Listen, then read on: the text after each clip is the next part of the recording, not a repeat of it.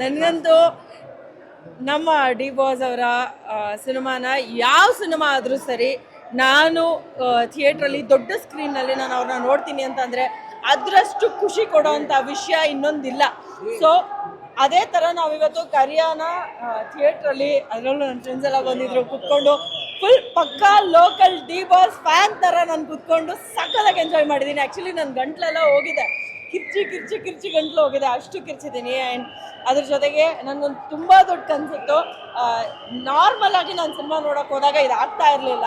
So song ಬಂದಾಗ, D boss ಅವರ song ಬಂದಾಗ ಆ ಸಾಂಗಿಗೆ ನಾನು ಸ್ಟೆಪ್ ಹಾಕಬೇಕು ಅನ್ನೋದು ತುಂಬ ದೊಡ್ಡ ಕನಸಿತ್ತು. ಅದು ಇವತ್ತಿಗೆ ಡಿ ಬಾಸ್ ಅವರ ಸಿನಿಮಾಗೆ ನಾನು ನೋಡೋದಕ್ಕೆ ಬಂದು ಇಲ್ಲಿ ಸ್ಟೆಪ್ ಹಾಕುವಂಥ ಅವಕಾಶ ಸಿಕ್ಕಿದ್ದಕ್ಕೆ ನನಗೆ ಸಿಕ್ಕಾಪಟ್ಟೆ ಖುಷಿ.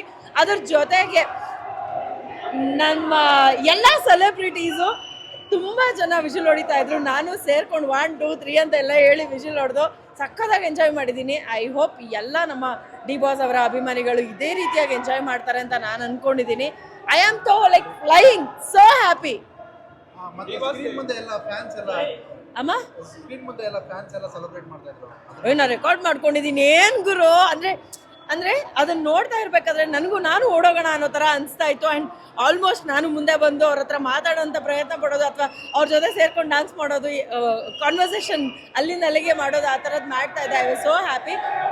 ಅಂದರೆ ನಾರ್ಮಲ್ ಆಗಿ ಒಂದು ಸಿನಿಮಾನ ಹೇಗೆ ಸೆಲೆಬ್ರೇಟ್ ಮಾಡ್ತಾರೆ ಅನ್ನೋದನ್ನ ನಾವು ಈ ಸಿನಿಮಾದಲ್ಲಿ ನೋಡಿ ನಮಗೆ ತಿಳ್ಕೊಳಂಗಾಯ್ತು.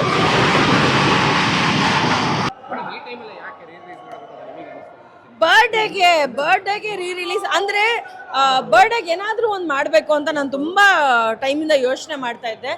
ನಾರ್ಮಲ್ ಆಗಿ ನಾವು ಕೆಲವೊಂದು ವಿಷಯವನ್ನು ಮಾಡ್ತಾನೆ ಇದ್ವಿ. ಅಂದರೆ ಅನ್ನದಾನ ಮಾಡೋದಾಗಿರ್ಬೋದು, ಅಥವಾ ಆಶ್ರಮಗಳಿಗೆ ವಿಸಿಟ್ ಮಾಡೋವಂಥದ್ದಾಗಿರ್ಬೋದು, ರೇಷನ್ನು ಗ್ರಾಸರೀಸ್ ಕೊಡೋವಂಥದ್ದಾಗಿರ್ಬೋದು, ಇದೆಲ್ಲವನ್ನು ಗೊತ್ತಿಲ್ಲದೆ ನಾವು ಮೀಡಿಯಾ ಇದ್ದರೂ ಇಲ್ಲ ಅಂದ್ರೂ ನಾವು ಮಾಡ್ತಾ ಇದ್ವಿ. ಎಲ್ಲ ಡಿ ಬಾಸ್ ಅಭಿಮಾನಿಗಳು ಮಾಡ್ತಾ ಇದ್ದಾರೆ ಅಂತ ನನಗೆ ಒಂದಷ್ಟು ಕಾನ್ವರ್ಸೇಷನ್ಸ್ ಕೆಲವೊಬ್ಬರ ಜೊತೆ ಮಾಡಿದ ಮೇಲೆ ತುಂಬ ಕ್ಲಿಯರಾಗಿ ಗೊತ್ತಾಯಿತು.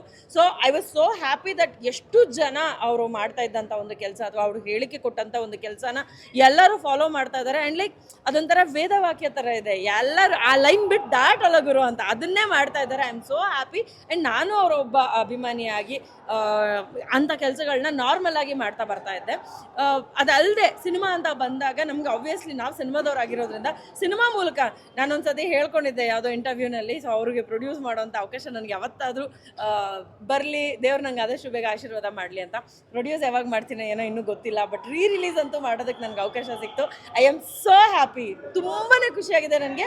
ಅವರ ಬರ್ಡೇಗೆ ಅವ್ರಿಗೆ ಗಿಫ್ಟ್ ಕೊಡಬೇಕು ಅಂತ ಮಾಡಿದ್ದು, ನಂದೇ ಬರ್ಡೇ ಸೆಲೆಬ್ರೇಟ್ ಮಾಡ್ಕೊಳ್ತಾ ಇದ್ದೀನಿ ಅನ್ನೋಷ್ಟು ಖುಷಿ ನನಗೆ, ಗಿಫ್ಟ್ ಸಿಕ್ಕಿದೆ ಅನ್ನೋಷ್ಟು ಖುಷಿ ನನಗಿದೆ. ಇಲ್ಲ, ಬೇಸಿಕ್ಲಿ ನಾನು ಬೇರೆ ಸಿನಿಮಾಗಳನ್ನೂ ತುಂಬ ಟ್ರೈ ಮಾಡಿದ್ದಿದೆ. ಎಲ್ಲರಿಗೂ ಗೊತ್ತೇ ಇರುತ್ತೆ. ಆ್ಯಂಡ್ ಅವ್ರಿಗೆ ಎಲ್ಲ ಸಿನಿಮಾಗಳನ್ನೂ ನಾನು ಖಂಡಿತವಾಗ್ಲೂ ನೋಡಿರ್ತೀನಿ. ಸೊ ನಾನು ಫಸ್ಟ್ ನೋಡಿದಂಥ ಸಿನಿಮಾ ಥಿಯೇಟ್ರ್ನಲ್ಲಿ ನೋಡಿದಂಥ ಸಿನಿಮಾ. ಮನೆಯಲ್ಲಿ ಟಿ ವಿನಲ್ಲಿ ತುಂಬ ಸಿನಿಮಾಗಳನ್ನ ನೋಡಿದ್ದೀನಿ, ಬಟ್ ಥಿಯೇಟ್ರಲ್ಲಿ ನಾನು ಫಸ್ಟ್ ನೋಡಿದಂಥ ಸಿನಿಮಾ ಬಂದು ಕಲಾಸಿಪಾಳ್ಯ. ಸೊ ಕಲಾಸಿಪಾಳ್ಯಕ್ಕೆ ನಾನು ತುಂಬ ಟ್ರೈ ಮಾಡಿದೆ. ಬಟ್ ಈ ದಿನಕ್ಕೆ, ಅಂದರೆ ಈ ಫ್ರೈಡೇಗಾಗಿರ್ಬೋದು ಅಥವಾ ಮಂಡೇಗಾಗಿರ್ಬೋದು, 16th ಅಥವಾ 13th ಈ ಡೇಟ್ಸ್ಗೆ ನನಗೆ ರಿಲೀಸ್ ಮಾಡೋಷ್ಟು ಅದು ರೆಡಿ ಇರಲಿಲ್ಲ. And obviously there is conditions for everything ಅಲ್ಲ. ಸೊ ನಾವು ಅದನ್ನು ಪ್ರೋಸೆಸ್ ಮಾಡೋಷ್ಟೊತ್ತಿಗೆ ತುಂಬ ತಡ ಆಯಿತು. ಆ್ಯಂಡ್ ಅದು ನಮಗೆ ಯಾರ ಹತ್ರ ಇದೆ ಏನಿದೆ ಅಂತ ರೀಚ್ ಮಾಡೋಷ್ಟೊತ್ತಿಗೆ ತುಂಬ ಟೈಮ್ ಆಯಿತು. ಸೊ ಈ ಟೈಮಿಗೆ ಪ್ರಾಜೆಕ್ಟ್ ರೆಡಿ ಇಲ್ಲ ಅನ್ನೋ ಕಾರಣಕ್ಕೋಸ್ಕರ ನಾವು ಕರಿಯಾನ್ ಪಿಕ್ ಮಾಡಿದ್ವಿ. ಆ್ಯಂಡ್ ಅದ್ರ ಜೊತೆಗೆ ಡಿ ಬಾಸ್ ಅವರ ಯಾವ ಸಿನಿಮಾ ಆದ್ರೂ ನಾವೆಲ್ಲರೂ ಥಿಯೇಟ್ರಲ್ಲಿ ನೋಡಿ ಮಜಾ ಮಾಡ್ತೀವಿ ಅನ್ನೋ ಒಂದು ಕಾರಣಕ್ಕೆ ಯಾವುದೋ ಒಂದು ಸಿನಿಮಾ ಫಸ್ಟು ತೊಗೊಂಡು ಬರೋಣ ಅನ್ನೋ ಒಂದು ಜೋಶ್ ಇತ್ತು. We really want to see D boss on screen. So D boss ಅವ್ರನ್ನ ನಾವು ಆನ್ ಸ್ಕ್ರೀನ್ ನೋಡೋದಕ್ಕೆ ತುಂಬ ಇಷ್ಟಪಡ್ತೀವಿ. ಆ್ಯಸ್ ಅ ಫ್ಯಾನ್ ತುಂಬ ನಾನು ಆಸೆ ಪಡ್ತೀನಿ ಅವರ ಸಿನಿಮಾ ಹೆಚ್ಚೆಚ್ಚು ಬರಲಿ, ಅವರು ಆದಷ್ಟು ಬೇಗ ಸಿನಿಮಾ ಮಾಡೋ ಹಂಗಾಗಲಿ ಅಂತ ನಾನು ಪ್ರೇ ಮಾಡ್ಕೊಳ್ತೀನಿ.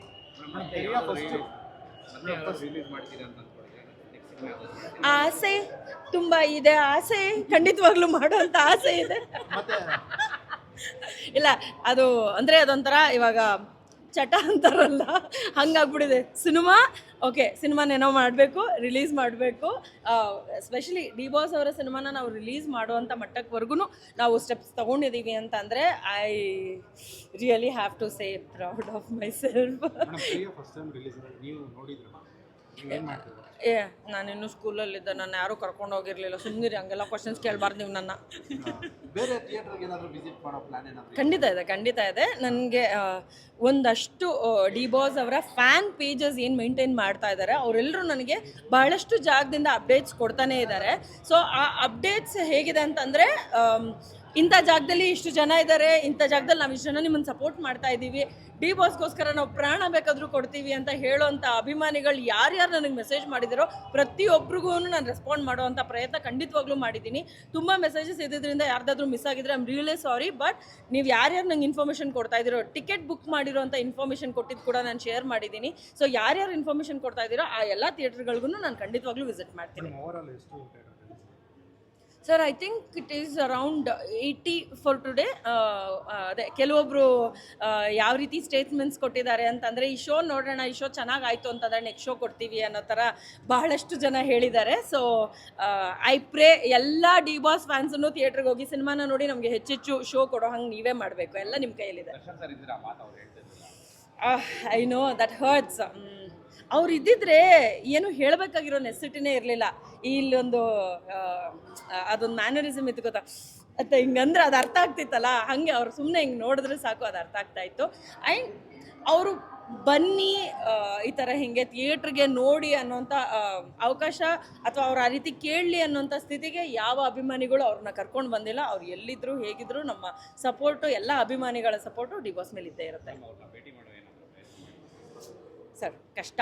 ಕೆಲವೊಂದು ವಿಚಾರಗಳು ತುಂಬ ಕಷ್ಟ ಇದೆ.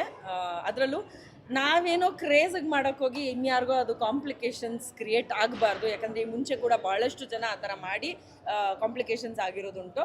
ಸೊ ಹಾಗಾಗಿ ಒಟ್ಟಿನಲ್ಲಿ ಅವರನ್ನು ಮೀಟ್ ಮಾಡುವಂತಹ ಪ್ರಯತ್ನ ನನ್ನ ಪರ್ಸ್ನಲ್ ತನಿಷಾ ಆಗಿ ಅಂತೂ ಖಂಡಿತವಾಗ್ಲೂ ಇದ್ದೇ ಇರುತ್ತೆ. ಯಾವತ್ತಾದರೂ ಒಂದು ದಿವಸ ಒಂದು ವರ್ಕ್ ರಿಲೇಟೆಡ್ ಅವ್ರನ್ನ ಮೀಟ್ ಮಾಡಿಬಿಟ್ರೆ ನನಗೆ ಸಿಕ್ಕಾಬಟ್ಟೆ ಖುಷಿ ಆಗುತ್ತೆ ಅನ್ನೋಂಥ ಕನಸಲ್ಲೇ ನಾನು ಅವತ್ತಿಂದ ಟ್ರಾವೆಲ್ ಮಾಡ್ತಾ ಇದ್ದೀನಿ. ಇವತ್ತೆಲ್ಲ ನಾಳೆ ನಾನು ಅವ್ರನ್ನ ಮೀಟ್ ಮಾಡೇ ಮಾಡ್ತೀನಿ. ಆವಾಗ ಒಂದು ಫೋಟೋ ತೆಗೆಸ್ಕೊಂಬಿಟ್ಟು ಬಂದು ನಿಮ್ಮೆಲ್ರಿಗೂ ಹೇಳ್ತೀನಿ. ದರ್ಶನ್ ಸರ್ಗೆ ಈ ವಿಷಯ ಗೊತ್ತಾ ಮೇಡಮ್? ಡಿ ಕಂಪ್ನಿನಲ್ಲಿ ಪೋಸ್ಟ್ ಮಾಡಿಸಿದ್ದೀವಿ. ದಿನಕರ್ ಸರ್ ಆಗಿರ್ಬೋದು, ಪ್ರೇಮ್ ಸರ್ ಆಗಿರ್ಬೋದು, ರಕ್ಷಿತಾ ಮ್ಯಾಮ್ ಆಗಿರ್ಬೋದು, the many others. They very very supportive. ಅಂದರೆ ನೀವೇನೋ ಮಾಡ್ತಾ ಇದ್ದೀರಾ ಅಂತಂದರೆ ವಿ ಆರ್ ವಿತ್ ಯು ಅನ್ನೋ ಥರ ನಮಗೆ ಪೋಸ್ಟ್ ಹಾಕೋದ್ರ ಮೂಲಕ, ಸ್ಟೋರಿ ಹಾಕೋದ್ರ ಮೂಲಕ ನನಗೆ ತುಂಬ ಸಪೋರ್ಟ್ ಮಾಡಿದ್ದಾರೆ. ಅಪಾರ್ಟ್ ಫ್ರಮ್ ದ್ಯಾಟ್ ಆಲ್ಸೋ ಯಾವ ವಿಷಯನ ಹೇಗೆ ತೊಗೊಂಡು ಹೋಗಬೇಕು ಅನ್ನೋದು ಕೂಡ ಈವನ್ ಪ್ರೇಮ್ ಸರ್ ತುಂಬ ಸಪೋರ್ಟ್ ಮಾಡಿದ್ದಾರೆ, ರಕ್ಷಿತಾ ಮ್ಯಾಮ್ ತುಂಬ ಸಪೋರ್ಟ್ ಮಾಡಿದ್ದಾರೆ. I am so happy. Dinakar sir ಕೂಡ ಸಪೋರ್ಟ್ ಮಾಡಿದ್ದಾರೆ. ಅವರೆಲ್ಲ ಸಪೋರ್ಟ್ ಯಾವಾಗಲೂ ಹೀಗೆ ಇರುತ್ತೆ. ಅದ್ರ ಜೊತೆಗೆ ಇನ್ನೂ ಅವ್ರಿಗೆ ಸಪೋರ್ಟ್ ಮಾಡೋರು ಹೆಚ್ಚಾಗ್ತಾ ಇದ್ದಾರೆ ಅಂತಲೇ ನನಗೆ ಅನಿಸ್ತಾ ಇದೆ.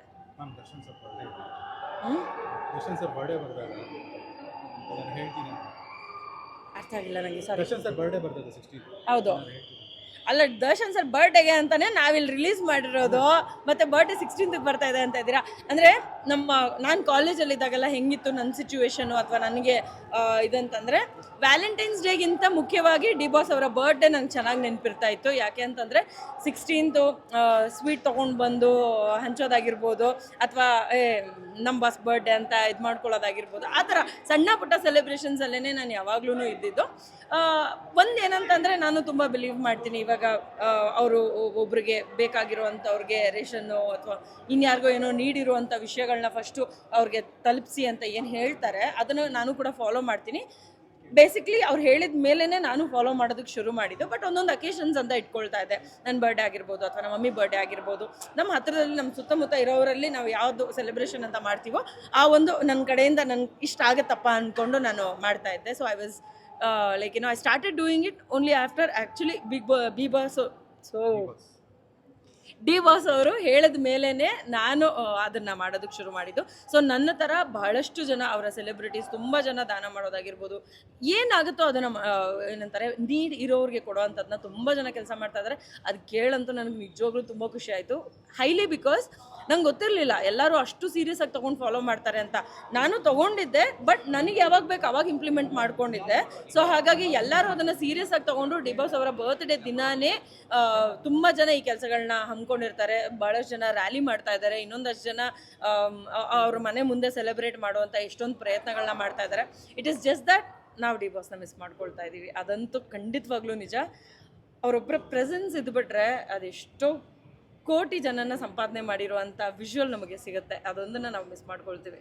ಮೇಡಮ್ ಈಗ ಮಾತಾಡ್ತಿರ್ಬೇಕಾದ್ರೆ ನೀವು ಸ್ವಲ್ಪ ಎಮೋಷನಲ್ ಆದರೆ ತುಂಬ ನೀರು ತುಂಬಿಕೊಂಡ್ರೆ ದರ್ಶನ್ ಸರ್ ಅಂತ ಹೆಸರು ಎತ್ತಿದ ತಕ್ಷಣ ಏನು ರೀಸನ್? ಅದು ಏನಿಲ್ಲ ಅಂದರೆ ಏನೋ ಒಂದು ನಾವು ಎಫರ್ಟ್ ಹಾಕಿ ಮಾಡ್ತಾ ಇದ್ದೀವಿ, ಏನೋ ಆ್ಯಸ್ ಎ ಫ್ಯಾನ್ ಗರ್ಲ್ ಗುರು ನಾನು ಮಾಡ್ತಾ ಇರೋದು. ನಾನು ಏನೋ ಯಾರನ್ನೋ ಏನೋ ಅನ್ಬೇಕು ಅಥವಾ ಇನ್ಯಾರಿಗೋ ಏನೋ ಹೇಳಬೇಕು, ಯಾರಿಗೋ ತಲುಪಿಸ್ಬೇಕು ಅನ್ನೋ ಇಂಟೆನ್ಷನ್ ದೇವರಣೆ ಇಲ್ಲ ನನಗೆ. ಆ್ಯಸ್ ಅ ಫ್ಯಾನ್ ಗರ್ಲ್ ನಾನು ಅವ್ರನ್ನ ಹೋಗಿ ಓಕೆ ಅವ್ರಿಗೊಂದು ಕೇಕ್ ತೊಗೊಂಡೋಗಿ ಕಟ್ ಮಾಡಿಸೋವಂಥದ್ದು ಅಥವಾ ಇನ್ನೇನೋ ಒಂದು ಮಾಡಿಸೋವಂಥ ಸಣ್ಣ ಪುಟ್ಟ ಆಸೆ ಚಿಕ್ಕ ವಯಸ್ಸಿಂದ ಬಂದಿರೋವಂಥದ್ದು ಅದು ನೆರವೇರಲಿಲ್ಲ ಫಾರ್ ಸಮ್ ರ್ಯಾಂಡಮ್ ರೀಸನ್ಸ್. ಆಗಲೇ ಇಲ್ಲ, ಯಾಕೋ ಗೊತ್ತಿಲ್ಲ.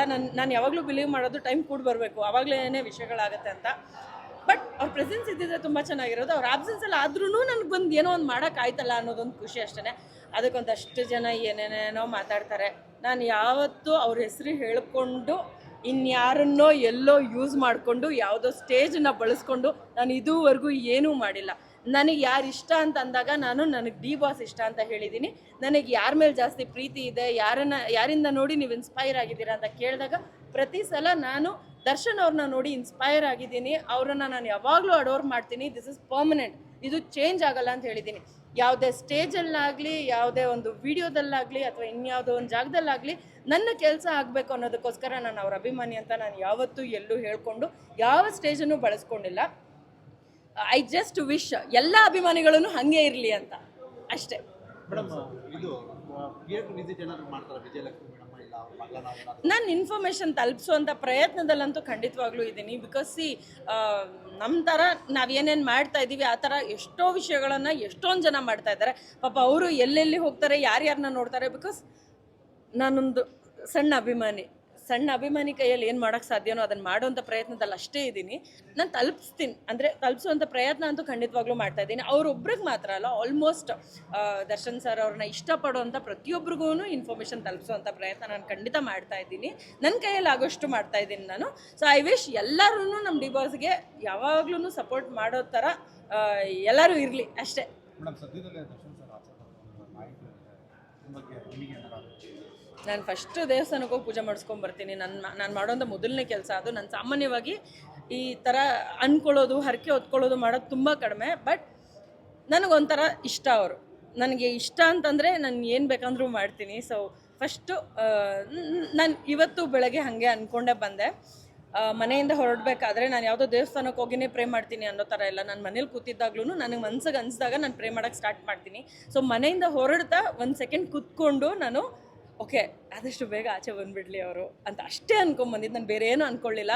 ಸಾಮಾನ್ಯವಾಗಿ ನಾನು ಏನು ಅನ್ಕೊತೀನಿ, ಈ ಥರ ಒಂದು ಒಳ್ಳೆ ಕೆಲಸಕ್ಕೆ ಅಂತ ಮುಂದೆ ಹೋಗಬೇಕಾದ್ರೆ ಏನಾದರೂ ನನ್ನ ಕಡೆಯಿಂದ ನಾನು ಕೆಲಸ ಅಂತ ಮಾಡ್ತಾಯಿದ್ದೀನಿ ಅನ್ಬೇಕಾದ್ರೆ ಅದು ಸೂಪರ್ ಹಿಟ್ ಆಗಲಿ, ಅದು ಏನಂತಾರೆ ನನ್ನ ಕೆಲಸ ನಾನು ಹಾಕಿರೋ ಎಫರ್ಟ್ಗೆ ಒಂದು ರಿಸಲ್ಟ್ ಸಿಗಲಿ ಅಂತ ಈ ರೀತಿಯಾಗಿ ಸಾಮಾನ್ಯವಾಗಿ ನಾನು ಕೇಳ್ಕೊಂಬರ್ತೀನಿ.